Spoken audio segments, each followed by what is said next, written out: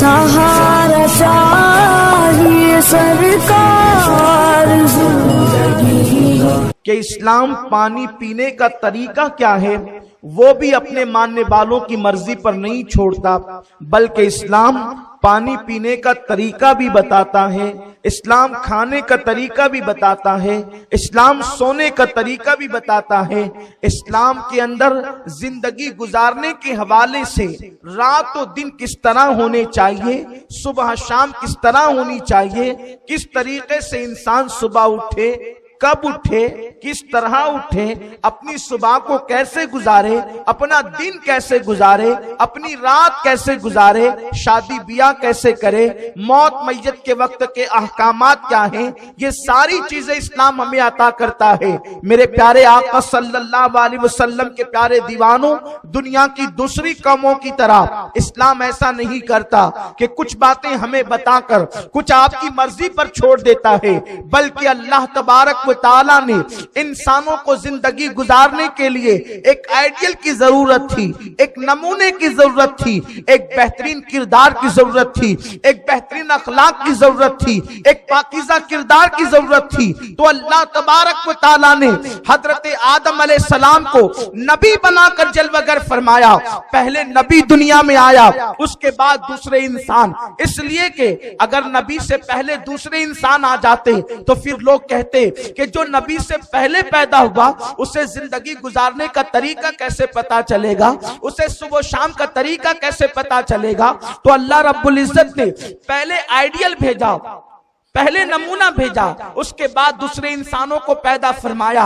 और उम्मत मोहम्मदिया तो कितनी खुशनसीब उम्मत है, किसी को आइडियल के तौर पर आदम मिले हैं, किसी को आइडियल के तौर पर नूह मिले हैं, किसी को आइडियल के तौर पर मूसा मिले हैं, किसी को आइडियल के तौर पर इब्राहिम मिले हैं, किसी को आइडियल के तौर पर इस्माइल मिले हैं, किसी को आइडियल के तौर पर यूसुफ मिले हैं, किसी को आइडियल के तौर पर ईसा मिले हैं। लेकिन उम्मत मोहम्मदिया तेरी अजमतों पर कुर्बान, तेरी तकदीरों के कुर्बान, तेरे ओज के बुलंदी, तेरे बुलंदी दर्जात के कुर्बान कि तेरा नसीबा कितने ओज पर है, बल्कि ओजे सुरैया तेरे कदमों के नीचे है। कि अल्लाह तबारक व तआला ने तुझे जो आइडियल दिया है, ऐसा आइडियल दिया है कि अल्लाह अकबर, उसकी अदा अदा पर कुरान नाजिल होता है।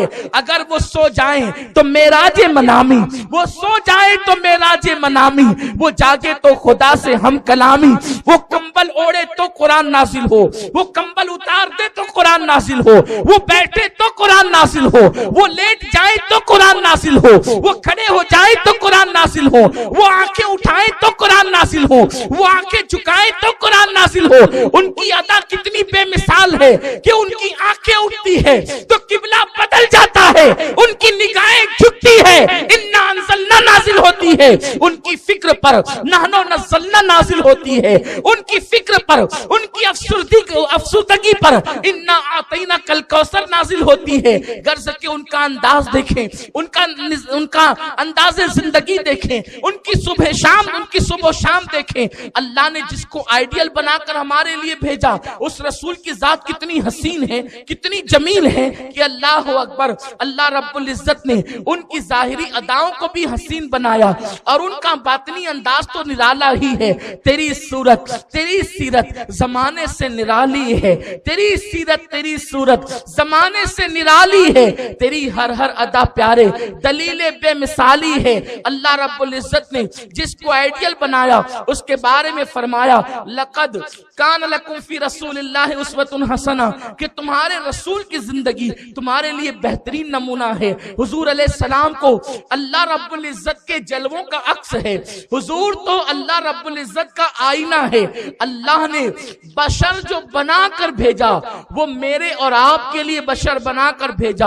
हुजूर जो हैं अगर उसी अंदाज में आते तो फिर हमें चलने का तरीका कौन सिखाता, हमें बैठने का तरीका कौन सिखाता, हमें खाने का तरीका कौन सिखाता।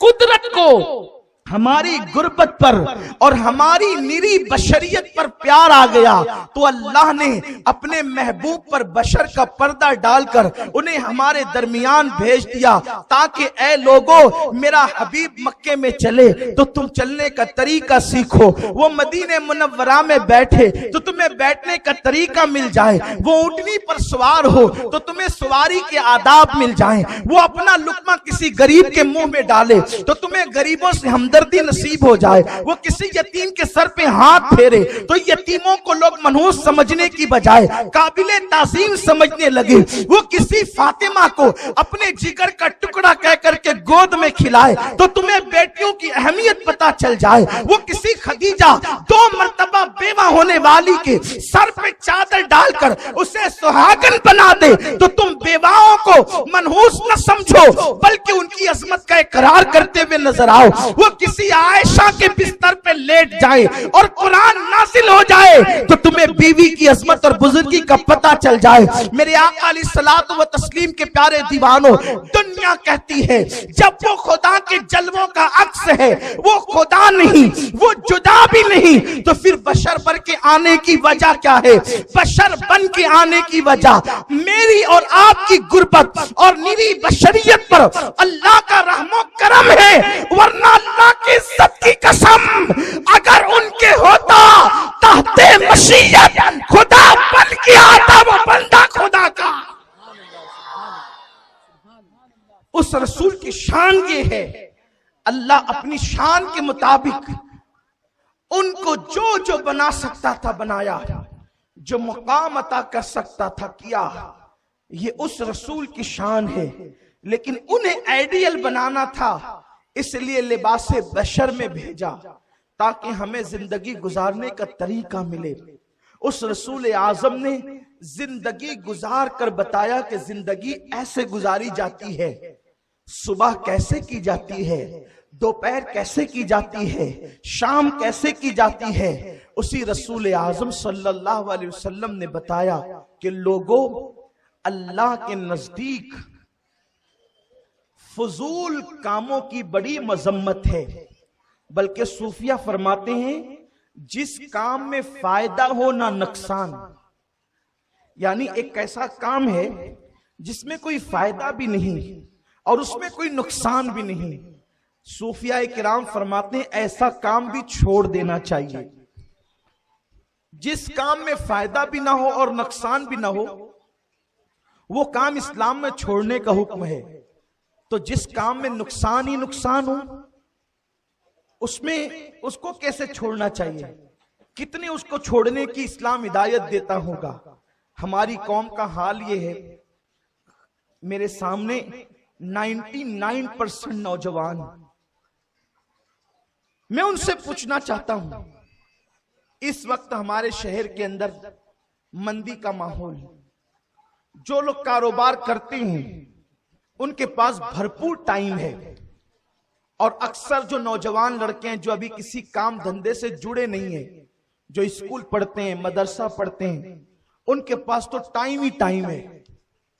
तो टाइम ही टाइम सबके पास है। हर आदमी चाहता है टाइम पास करे, टाइम पास करे यानी वक्त गुजारी करे। हर इंसान वक्त गुजारना चाहता है। देखो ये जो वक्त है ना, वक्त उस तेज छुरी का नाम है कि इसने कभी किसी की परवाह नहीं की है। जो इसके नीचे आया वक्त ने उसको ज़बाह कर दिया। बात वक्त की है। बुजुर्गों ने फरमाया जो वक्त की कदर नहीं करता दुनिया उसकी कदर नहीं करती। जो लोग टाइम की कदर करते हैं, जो लोग वक्त की कदर करते हैं, दुनिया हमेशा उसकी कदर करती है।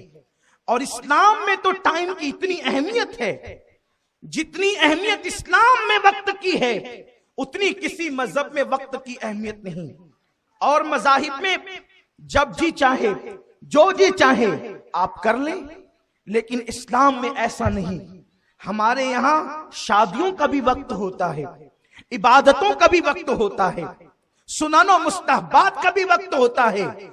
इस्लाम ने आखिर अल्लाह की इबादत है, कुरान कहता है वमा खलक़तुल जिन्ना वल इंसा इल्ला लियाबुदून, कि हमने जिन्न और इंस को सिर्फ अपनी इबादत के लिए पैदा किया। मेरे अल्लाह, जब तूने हमें सिर्फ इबादत के लिए पैदा किया तो हम फजर में 50 रकत नमाज पढ़ने या फजर की नमाज ज़ोहर में पढ़ने, ज़ोहर की फजर में पढ़ने, ऐसा हम क्यों नहीं कर सकते? कुरान कहता है नहीं नहीं, इन्नस्सलात कानत अलल मुमिनीन किताबम मौक़ूता, के मोमिनीन पर मुकर्ररा वक्त के साथ नमाज फर्ज है। अल्लाह आखिर वक्त की पाबंदी के साथ नमाज क्यों फर्ज है?